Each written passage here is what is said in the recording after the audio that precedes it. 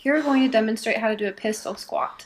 Don't be afraid of it, even though it looks a little bit challenging. As you start, you can definitely hang on to a chair or do it in between a set of chairs if you need to. It's really good for balance and really good for unilateral strengthening and balance. So again, you're going to push your hips back and then sink down to about parallel.